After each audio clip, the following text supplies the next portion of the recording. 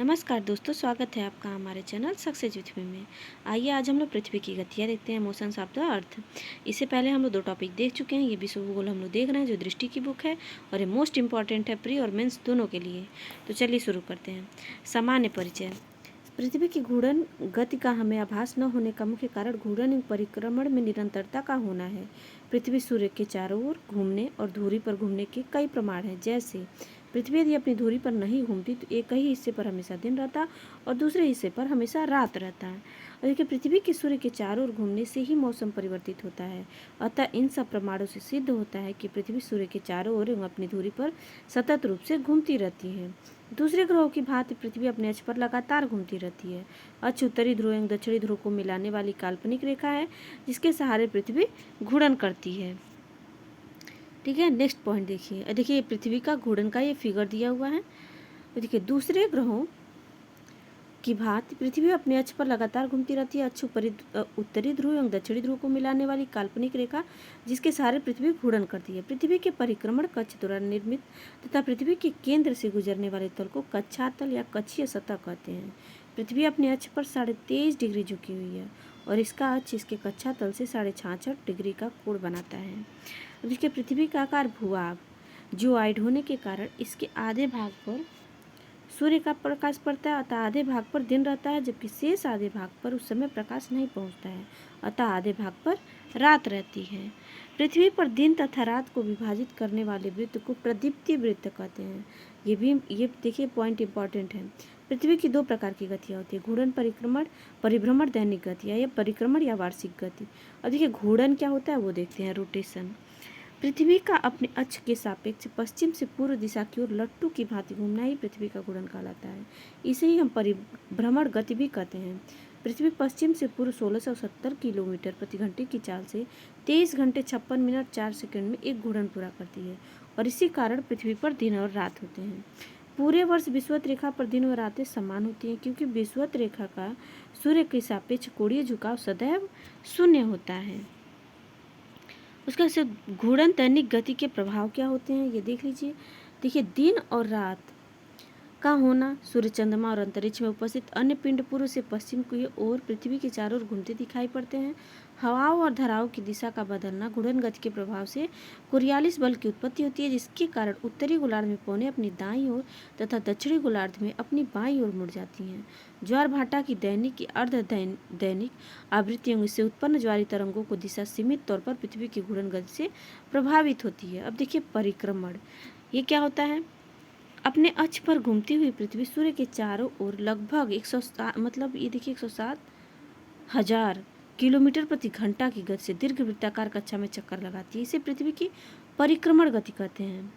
ठीक है, पृथ्वी द्वारा सूर्य की एक परिक्रमा करने में 365 दिन 5 घंटे 45 मिनट व 46 सेकंड का समय लगता है, लेकिन सुविधा अनुसार एक वर्ष में 365 दिन होते माने जाते हैं और लगभग अतिरिक्त 6 घंटे को प्रत्येक चौथे वर्ष मतलब 6 × 4 24 घंटा एक दिन में जोड़ दिया जाता है, जिससे अधिवर्ष कहते हैं, मतलब जिसे लीप ईयर कहते हैं। इसमें कुल 366 दिन होते हैं। अब बढ़े हुए एक दिन को फरवरी माह में जोड़ दिया जाता है, जिससे फरवरी प्रत्येक 4 साल बाद 28 के स्थान पर 29 दिन का होता है। देखिए, पृथ्वी की परिक्रमण गति का फिगर दिया हुआ है, ये देख लीजिए।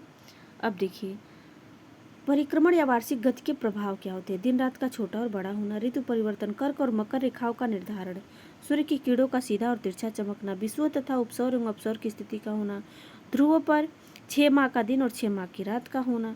अब देखिए, ऋतु परिवर्तन, चेंजेज ऑफ सीजन। अपने अक्ष पर झुकी हुई पृथ्वी जब सूर्य की परिक्रमण करती है तो एक ही स्थान पर अलग अलग समय में सूर्य की किरणों का झुकाव अलग अलग होता है। भिन्न भिन्न झुकाव के कारण सूर्य की किरणें के ताप का वितरण बदलता रहता है। इसी वितरण के कारण समय के साथ उस स्थान पर गर्मी अथवा सर्दी की ऋतु बन जाती है। पृथ्वी के परिक्रमण में 4 मुख्य अवस्थाएं आती हैं जो निम्न में है। कौन कौन सी देखिए। 21 जून की स्थिति क्या है। 21 मार्च के बाद सूर्य उत्तरायण होने लगता है। फलतः उत्तरी गोलार्ध में दिन की अवधि बढ़ने लगती है, जिससे ग्रीष्म ऋतु का आगमन होता है। और देखिए ये है पृथ्वी और यहाँ बीच से आपका विषुवत रेखा गुजरती है। ये उत्तरी गोलार्ध है और ये दक्षिणी गोलार्ध है, इसको ध्यान रखिएगा। अब देखिए, 21 मार्च से सूर्य उत्तरी ध्रुव को प्रकाशित करना प्रारंभ कर देता है और 23 सितंबर तक उत्तरी ध्रुव प्रकाशित होता रहता है। इसलिए उत्तरी ध्रुव पर लगातार 6 महीने का दिन होता है और 21 मार्च से 21 जून की अवधि को उत्तरायण कहते हैं। 21 जून को सूर्य कर्क रेखा 23.5 डिग्री उत्तरी अक्षांश पर लंबवत होता है। इस दिन उत्तरी गोलार्ध में दिन सबसे बड़ा तथा रात सबसे छोटी होती है और इस स्थिति को ग्रीष्म अयनांत या उत्तरी अयनांत भी कहते हैं। ठीक है, इस स्थिति में पृथ्वी का दक्षिणी ध्रुव लगातार 6 महीने तक अंधेरे में रहता है।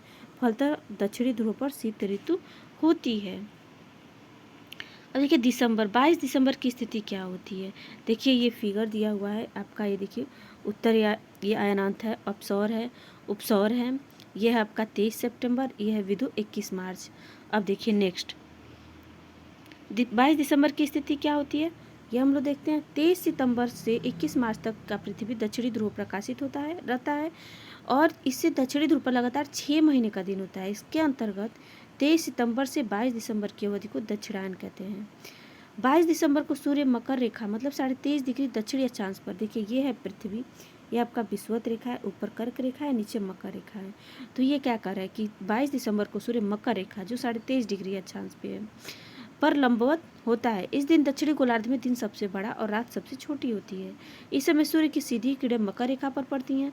परिणाम स्वरूप दक्षिणी गोलार्ध में अधिक प्रकाश प्राप्त होता है। इसलिए दक्षिणी गोलार्ध में लंबे दिन और छोटी रातें वाली ग्रीष्म ऋतु होती हैं, जबकि उत्तरी गोलार्ध में विपरीत स्थिति रहती है, क्योंकि उत्तरी ध्रुव प्रकाशित रहने के कारण कम ऊष्मा प्राप्त करता है और फलतः यही शीत ऋतु रहती है। इस अवस्था को शीत अयनांत अथवा दक्षिणी अयनांत कहते हैं। अब देखिए किरणों का प्रभाव।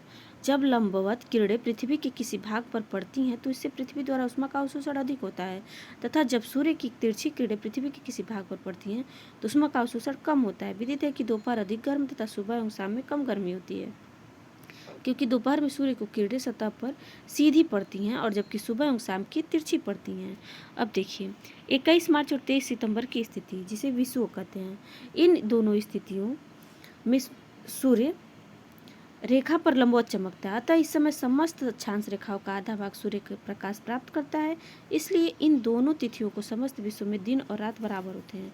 परिणाम स्वरूप देखिए 21 मार्च और 23 सितंबर, परिणाम स्वरूप इस ऋतु को विषुव कहते हैं, इक्विनॉक्स।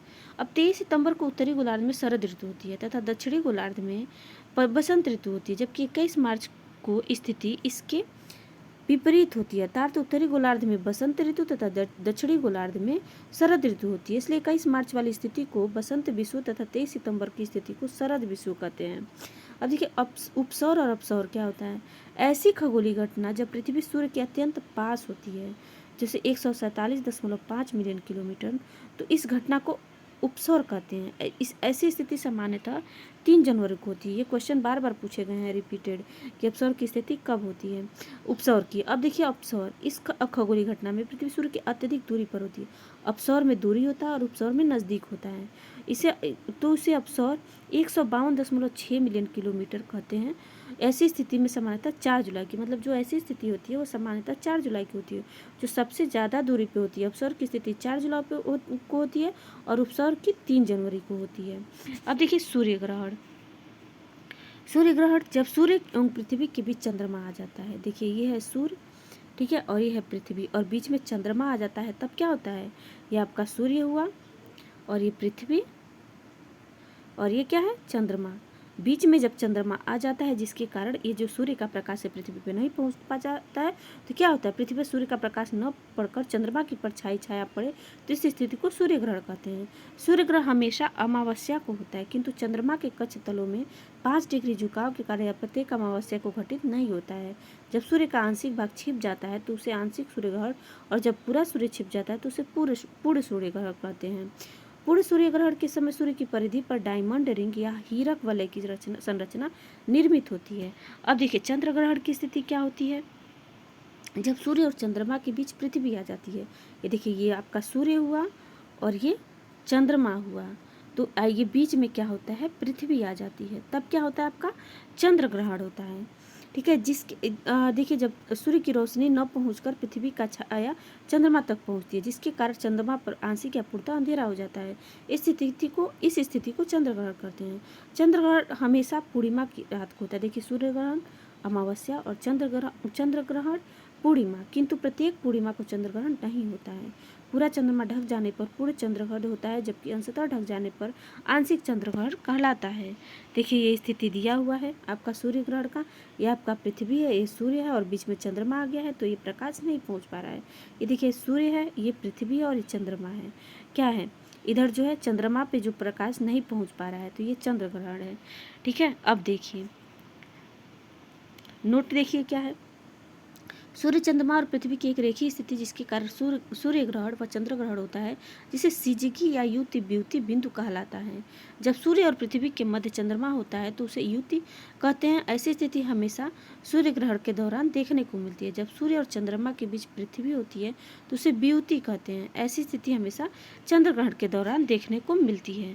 तो आज के लिए बस इतना ही। अब ये super moon, blue moon, blood moon और ये ज्वार भाटा, इसको हम लोग नेक्स्ट वीडियो में देखेंगे और ये खत्म हो जाएगा। ये छोटा सा टॉपिक है। तो आज के लिए बस इतना ही। अगर आपको हमारा वीडियो अच्छा लग रहा है तो हमारे वीडियो को लाइक करें, हमारे चैनल को सब्सक्राइब करें और कमेंट में ज़रूर बताएं कि आपको हमारा वीडियो कैसा लगा है। Thank you so much.